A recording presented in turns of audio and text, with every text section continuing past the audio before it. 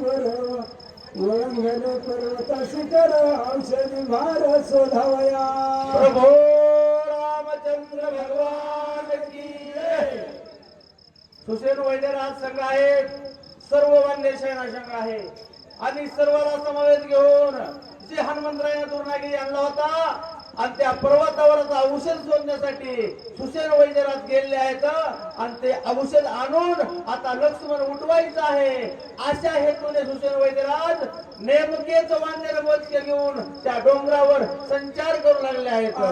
दीर्घ पर्वत शिखरे रमणीय गिरी कंदरे जळे पूर्ण सरोवरे कमळे मनोहरे सोबती त्या पर्वतावर मोठमोठे तलाव आहेत पाण्याचे, कमळासारखे फुलं आहेत, शोभाय मान पर्वत दिसू लागला आहे. सर्व वानर सेना त्या डोंगरावर रंगून गेलेले आहे. आगाराची झाडी भोवते चंदन डोंगर भोवतता पुनंग चापे परिजात पर्वती बहुत पुष्ट जाते पर्वतावर भरपूर फुलं आहेत, त्या पर्वतावर अनेक रमणीय ठिकाण आहेत आणि त्या पुष्पा फुलांच्या बागेमध्ये सर्व वानर सेना रमून गेलेले आहे. सुसेन वैद्यराज जे आपल्याला वल्ली पाहिजे आहे आणि त्या वल्लीचा शोध त्या डोंगरावर घेऊ लागले आहेत.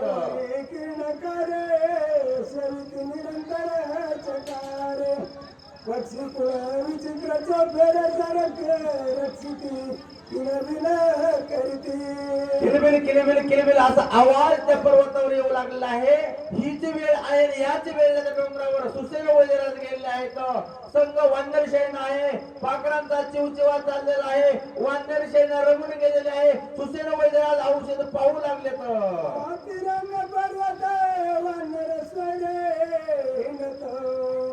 सुसेन वैद्यराज येत औषधी शोधताती अति वेगाने सुसेन वैद्यराज औषध शोधू लागले आहेत. वेळ थोडा राहिलेला आहे, लक्ष्मण उठवायचं आहे, वानर सेना रमून गेलेली आहे आणि सुसेन वैद्यराज त्या डोंगरावर जे औषध पाहिजे आहे ही औषध शोधू लागलेत.